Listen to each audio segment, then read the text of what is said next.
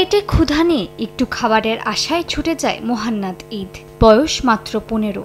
হয়তো তার আশা ছিল আকাশ থেকে ফেলা ত্রাণের একটি প্যাকেট হলেও তার ভাগ্যে জুটবে। তবে সেই সাহায্য সামগ্রীর নিচে চাপা পড়ে মারা যায় এই কিশোর। মোহান্নাদের ভাইয়ের কথায় মোহান্নাদ সাহায্যের কার্টনের দিকে ছুটছিল, ঠিক তখনই তার ওপর পড়ে যায় কার্টনটি। জাতিসংঘের বিভিন্ন সংস্থা বারবার সতর্ক করেছে এ ধরনের এয়ারড্রপ যথেষ্ট নয়। গাজার প্রায় সব মানুষ এখন এক জায়গায় গাদাগাদি করে থাকায় এমন অনাকাঙ্ক্ষিত ঘটনা বারবার ঘটবে বলেও সতর্ক করে তারা। আর এদিকে উপত্যকাটিতে ইসরায়েলি আগ্রাসন অব্যাহত আছে। গেল একদিনে ইসরায়েলি বাহিনীর হামলায় বেশ কয়েকজন হতাহত হয়েছেন।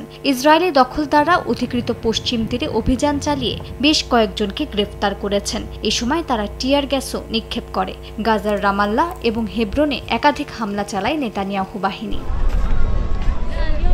গাজায় ইসরায়েলের নতুন স্থল অভিযান ঘোষণা ও তীব্র হামলার মধ্যে হাজার হাজার মানুষ নিরাপদ আশ্রয় ও খাবারের জন্য লড়াই করছে। দিনে দিনে বাড়ছে অনাহারে মৃত্যুর সংখ্যা। গরম ও পানির তীব্র সংকট তাদের দুর্দশা আরও বাড়িয়ে তুলেছে।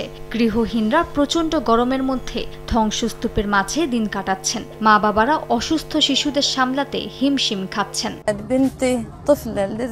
এটা আমার তাঁবু, কিন্তু আমরা এতে ঘুমাতে পারি না।